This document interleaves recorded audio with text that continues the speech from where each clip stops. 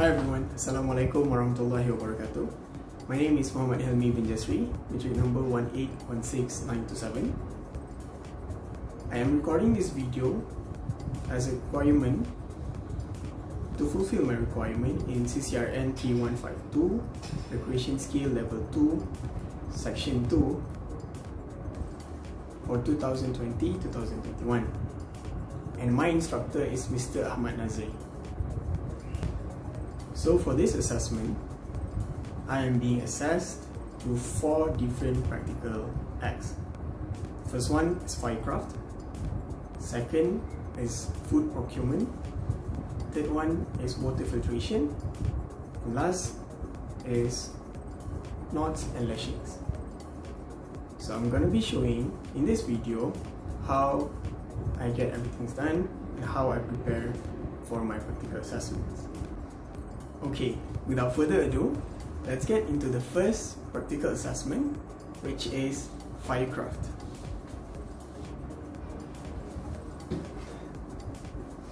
Unfortunately, I did not have a pre-recorded video of this practical assessment because I did try to make a firecraft, but I didn't make it. But theoretically, I understand how I am capable in doing this. So my idea was to take a battery and this copper paper and tissue paper. So my original idea is how to spark a fire with all this material. Is I'm going to put this copper paper like this, the battery as the source of fire, and I'm going to start. I'm gonna spark fire spark out of this material to tissue, and fire will come out from here. But then I did not able to make it possible. Perhaps in the next practical assessment, I need to use a bigger battery and change this into steel wool or anything else that can conduct fire. And the second method for firecraft is, again, theoretically I understand that I can use a magnifying glass and a paper or dry leaves and use the source of power, which is the sun, to light through the magnifying glass and spark fire from the dry leaf. But this video is recorded during the pandemic time, so I did not have the opportunity to go outside, so I can only understand and elaborate this on its theoretical perspectives. Now let's move on to the second practical assessment, which is the food procurement. So for this one, I have chosen to make a spear and also a fishing rod. So between these two, my favorite is of course spear, because this one, the advantage is it's nimble, it's easy to carry anywhere, and it's also easy to use because I can directly target on fish or chicken that I intended to eat. So this one is my favorite. So that's the advantage. The disadvantage is it may get dangerous if anyone could not really control it properly. Second one is fishing rod. The advantage is it is light, and then I can also bring it anywhere. It's portable. But the disadvantage is it may consume much time to get food. Perhaps it took me around a day for me to get a fish to eat. So yeah. Now let's see how I prepared these two tools to get food. Now we are going to create 2 different tools to get food in the jungle. So among the materials that we need are, first one, stick or any straight branches that we can easily find in the jungle. So it is crucial for it to be in a straight shape. Second one is a branch. And this one is going to be our fishing rod, so we can go fishing for fish in the river. And it is crucial for this one to have the ability to bend this, because as you know, fishing rod is bendable. So this is a perfect one. Next, we're gonna have, we need to also have a string. Yes. Next is fishing bait, of course. A fishing rod is not complete without fishing bait. And then we also need a knife. This one going to be used to sharpen our spear and also cut the string. Last but not least, for safety measure, we also need gloves, a pair of gloves. So let's get into it now. So we shall start by putting on our gloves.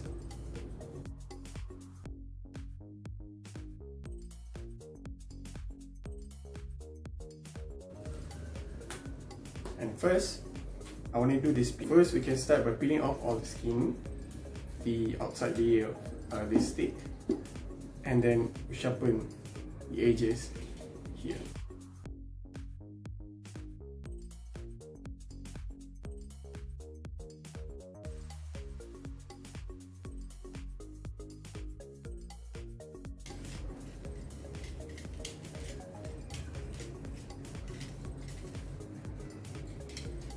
There you go, a spear. So this is the part that we have already sharpened. This is our hand grip part. And this is how we hold it.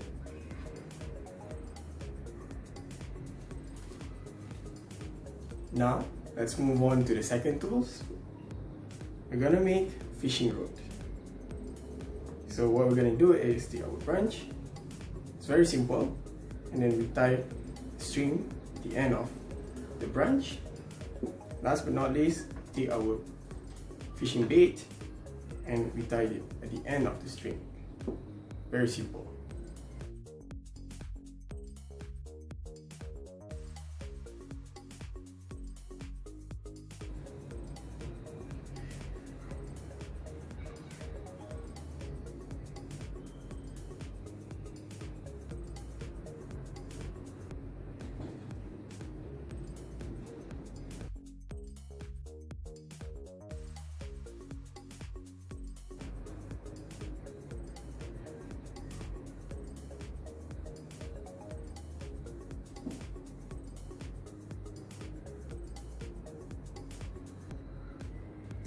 There you go, fishing rod.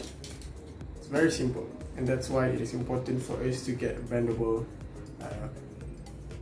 stick, so it will make our job easier.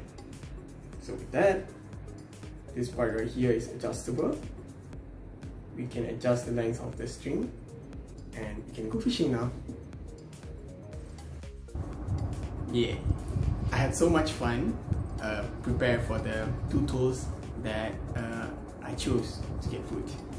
Now, moving on to the third practical assessment, which is the water filtration. The advantage of water filtration that I've chosen is it is small in size, it's portable, it does not take a lot of time for me to prepare for the water filtration. But the disadvantage is it is effective in filtering my water, but the color of the water is not that clear. It only has the ability to filter dirt, any small particles, but it does not have the capability to filter the color of the water. But still, I can use that to filter my water, and it is safe for me to consume the water after I have filtered it. Now, let's see how I prepared my water filter. So, the materials that we need to create our very own water filter in the jungle are, first one, water bottle, and this size is appropriate already for 1 or 2 adults. Second, 500 grams of sand, it is equal to a cup of sand. And then stones. Here I got 2 different types of stones with different sizes. It is certain that these 2 stones can help us in filtering our water effectively. And last but not least is cotton balls. So, first thing first, to start doing our very own water filter, we need to cut our water bottle. So we're gonna put these materials aside first and get a knife to cut our water bottle. Now, let's cut our water bottle. So once we're done with our water filter, so we can put that aside first, and then take our cotton balls.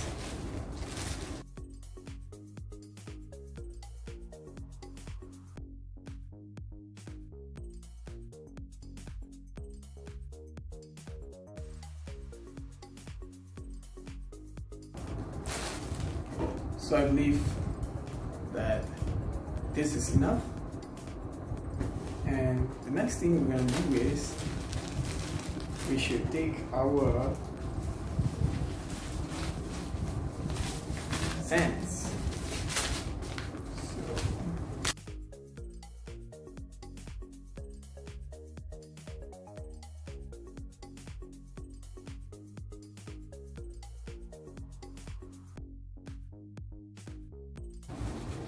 Next, our stones.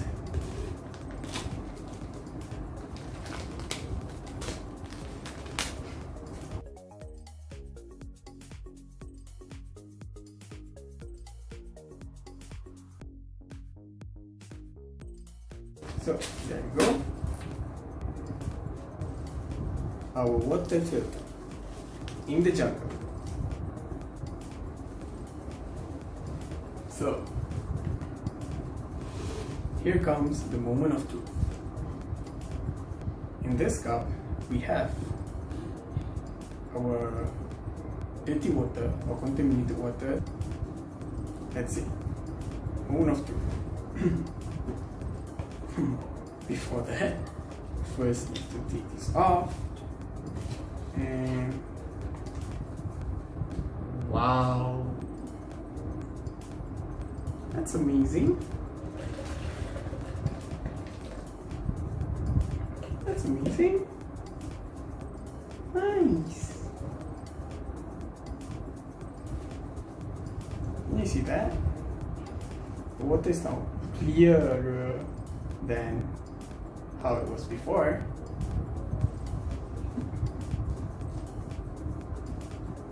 There, take a look. Alhamdulillah, again I had so much fun preparing for the water filter. Last, in this video I also need to show a few different methods to tie knots and lashings. So the materials that I use is of course rope. So there are lots of advantages and disadvantages for different types of knots and lashings. But this is a reminder to myself and my friends. First, we need to know the usage of particular methods. Say for example, why do we choose sheep shank knot, and why we choose cloth hitch, let's say for example. So we must know their advantages and disadvantages. So in this video, I'm gonna be showing to you guys how I tie my knots and lashings. Okay, now we have the rope with us, and I'll be demonstrating on how to tie different types of knots. First one, I'm going to start with the basic knot, the tie knot.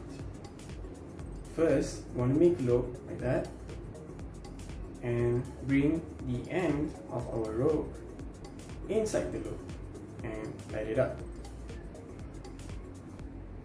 That's simple.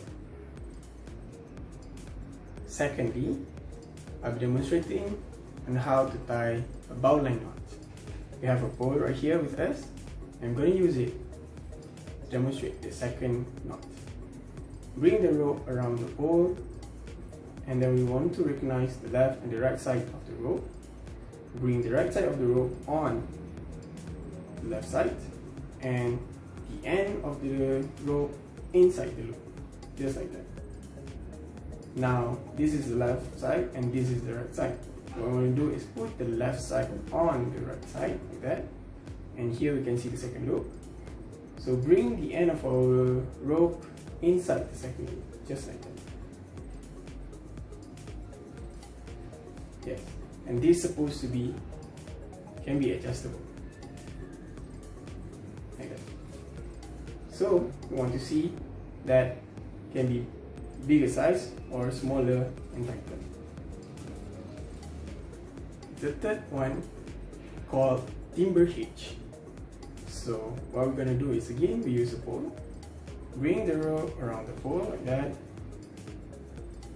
and then bring the right side of the rope on the left side of the rope, and then bring the end of the rope to the other side, the contradicting side.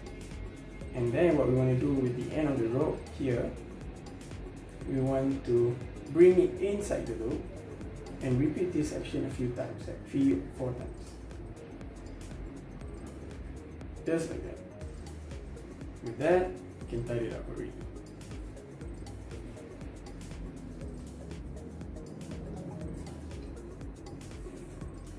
There you go. Timber hitch. Number 4. This is called ship shank.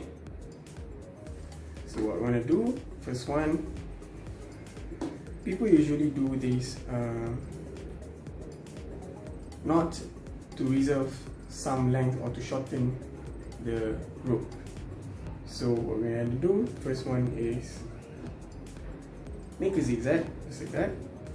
So this signifies how long we want to reserve our rope, and then make the first loop right here.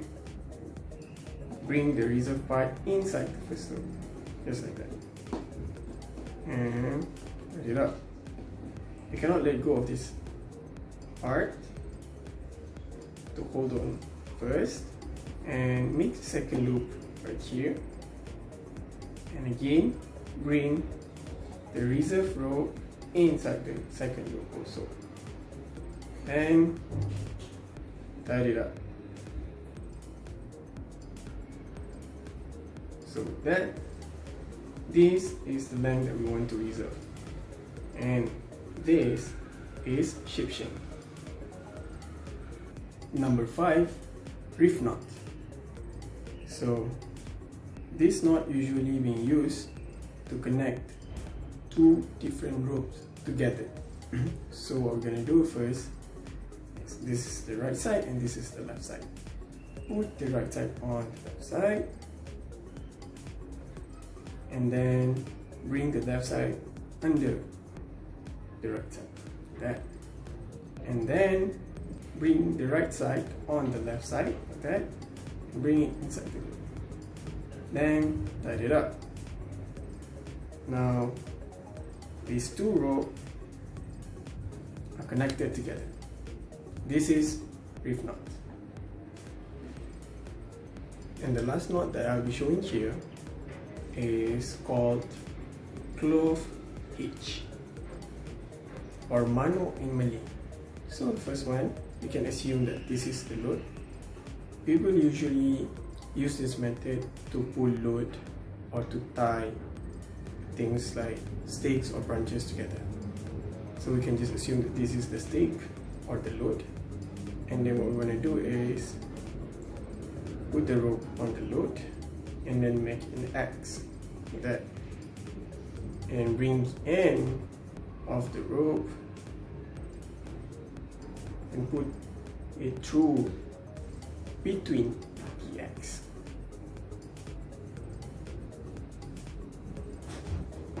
There you go. This is clove hitch. So with that, I believe we have come to an end of my video. So before I end, I would like to thank my instructor, Mr. AHMAD NAZERY, for this opportunity and for teaching us all these practical assessments and a lot of knowledge in class. Thank you so much. That's all from me. Assalamualaikum warahmatullahi wabarakatuh.